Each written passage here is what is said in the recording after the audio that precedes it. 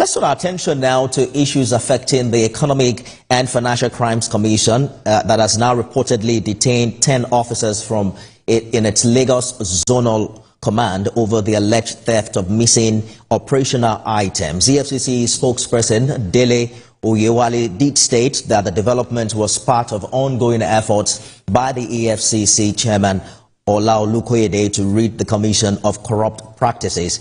I recall that the agency dismissed 27 of its personnel from the workforce, and the officers, we understand, were dismissed for various offences bordering on fraudulent activities and misconduct. The commission did not disclose the identity of the fired officers. EFCC spokesperson Dele Oyewale joins me on the program this evening. Mr. Oyewale, thank you so much for joining us and talking to us on this development. Thank you so much. Thank you for having me on the program. Can you confirm, actually, that EFCC lost over $350,000 and some jewelries to corrupt officers within its rank? Well, there is nothing to that effect. There is no report, no statement. The commission has made that, has indicated that. So I will just take that as one of those unconfirmed, unfounded, and unestablished reports. Just yesterday, we issued a statement about some missing items in the Lagos office. And I don't know whether you got that press release. At no time did we say $3,500, $4,000 and all of that. I take it as just media, a kind of orchestrated campaign in the media.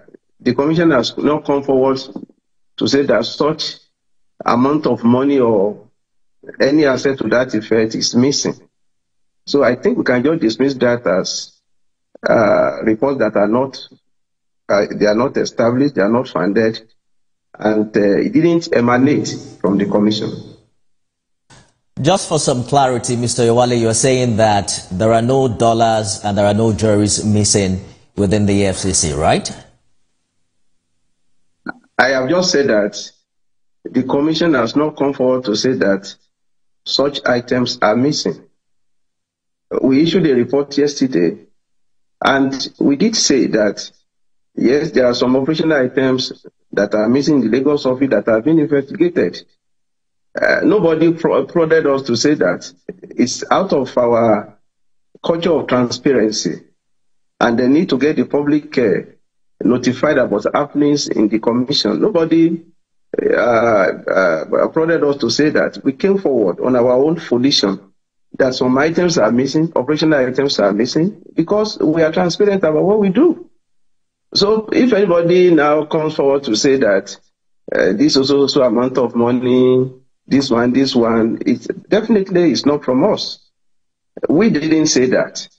And that is what I am reiterating. We didn't say that. It didn't come from us. It's just normal media orchestration and all of such campaigns that did not emanate from the commission. But you mentioned that 10 of your officers have now been detained in addition to the 27 that were dismissed last year. Some operational tools, I don't know precise word you used, were missing. You're saying these things that were missing did not include dollars and jewelries, right? We have not come forward to make a typology or a specific mentioning of those items. It's an investigation that is ongoing. And in law enforcement, before you come forward to the public to say, oh, I have these specific items that are missing, it's not something that you rush to the media about. We are a very, very organized and systematic commission. We don't play to the gallery. When we are ready to disclose all of those items, we will do that. But we are not going to be stampeded into saying that this item, no.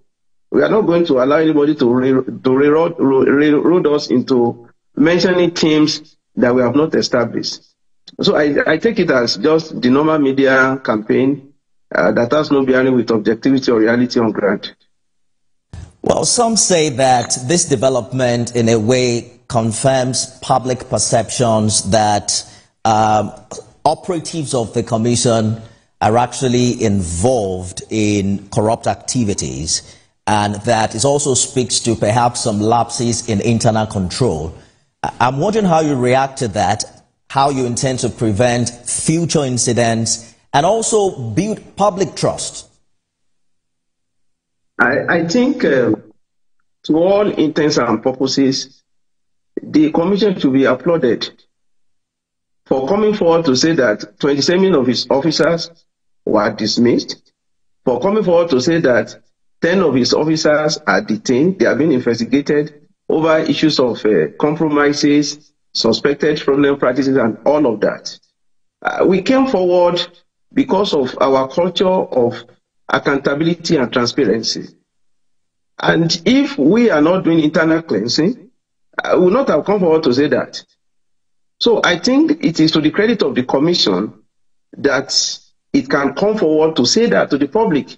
It was not that we are reacting to media report. It was not that we are reacting to some people saying that this thing. We came forward on our own volition to say that, 27 officers in 2024 were dismissed from the commission. And the following day we said that, yes, there are still 10 that are detained for some investigation that we are doing. It is because we are a responsible and accountable law enforcement agency. The problem with that statement, what we're getting from reactions from Nigerians, who I believe the commission serves, is that those dismissed last year, according to that statement, committed fraudulent activities and misconduct. They said that's really vague. Why are you not? Why are you not naming them? Because that's usually what you do when you prosecute cases against corruption suspects.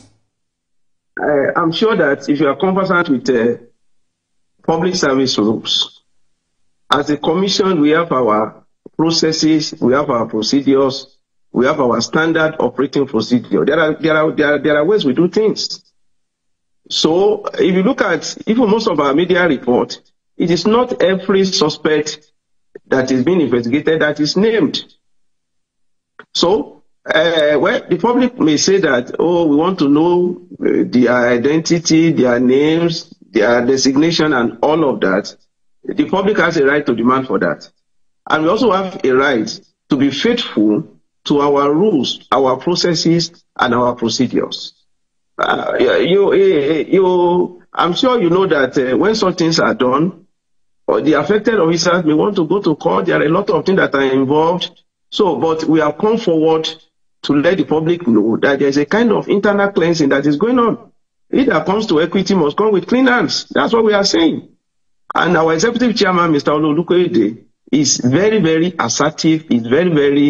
Is serious about the issue of discipline and transparency. And you have seen it. You have seen it. So if a commission will come forward on its own to say that I have done this, it is because there is nothing that we are hiding. There is nothing that we are covering. We are open to the public. And we are saying that as far as the commission is concerned, in the same way that we are fighting corruption outside, we are also doing it internally so that the public will know that they say that it that lives in glass house is not true stone. So we know that the issue of zero tolerance for corruption is an issue that we take very seriously. And it is for this same reason of transparency and accountability that Nigerians are saying, don't just give them numbers, mention the names and for what reason they have been dismissed. Because prior to dismissal, just a minute, Mr. Oyewale, prior to dismissal, we were told that there was a committee that sat on the offenses and confirmed that they did wrong before they were asked to go. This also isn't the first time the EFCC has dismissed officials for corruption. We understand that in November last year, 2 corrupt officials were let go. How do you think the commission can ensure its anti-corruption efforts are consistent and effective in rooting out misconduct within its ranks, at the same time carrying the people along in such a way that you can win their trust? Yeah, you see, you are still repeating the same thing. Even in your own organization, there are bad eggs. Every organization has its own bad egg. Their names, Mr. Oyewale, when somebody in an organization does wrong and, answers to questions before a panel and is asked to let go, as an organization, we publish the face of the person, letting the public know that you cannot deal with them henceforth. Why is the EFCC not doing that? That's the question. Now, well, you see, you have not allowed me to explain all that is involved. Every institution has its own institutional mechanism. You have your own internal processes. You have your rules of engagement. You have your standard operating procedure. So if on our own we said that we have dismissed officer, it's because we are transparent. We may need to go to court with some of these people. When we go to court with some of them, of course, the records will be in the public domain. So why are we in a hurry? It is an ongoing process. So what I'm saying is that it is not EFCC, it's not in EFCC alone that you have such anywhere, even in your own organization, there are bad eggs. And there are things that are being done to ensure that sanity and integrity prevail. And the Commission is doing so. So when we get to the bridge, we are going to cross it. But we have taken the right step by coming forward to the public domain to say that, yes, 27 officers were dismissed in 2024. We are not keeping anything under wraps. We have laid it bare before the public, and I think we deserve commendation for that. Saying the standard operating procedure within the EFCC is not to disclose the identity of those who you claim have been involved in fraudulent activities and that you have dismissed. That is not what I expect. That's not what I... Listen to me very attentively. I said every organization has its own internal processes, controls, rules of engagement, and standard operating procedure. Now, there are issues have to be treated differently.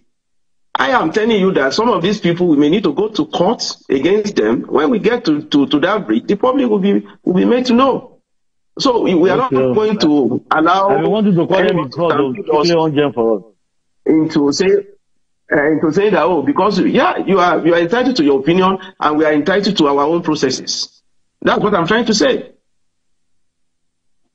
Did not disclose the individual behind the estate seizure that we saw last year. In the same way, when we came forward concerning the 753 duplexes and other apartments that the Commission recovered, through another final forfeiture by a federal high court, the processes that we filed in court concerning that matter, we didn't mention any name. And if we didn't mention any name and we were able to get the forfeiture, what is important is the substance. The substance in this matter, that kind of recovery anywhere in the world, it's still the most monumental landmark recovery any law enforcement agency has ever made in the world. It is the largest single asset recovery that has ever been made anywhere in the world. And the Commission deserves credit for that. So if there are issues, all of this, you don't mention name, you don't mention that, let us look at the substance. Let us look at the courage, the industry, the resourcefulness, the transparency that is involved in the process. Let us applaud an agency that is working, rather than all of this unnecessary argument that we are making. You didn't mention name, you didn't mention that. At the right time, don't forget that investigations in this matter, they are ongoing. We are not going to say something that may later on affect the investigation that we are doing. So if we say that in good faith, this is what we have done, I think we deserve to be commended. Clearly, Mr. Oyewale, whether or not EFCC will be commended lies in the hand of the people. And what you call unnecessary argument is also a function of what matters to the people that the agency serves. But I think we've run out of time. Dele Oyewale is EFCC spokesperson.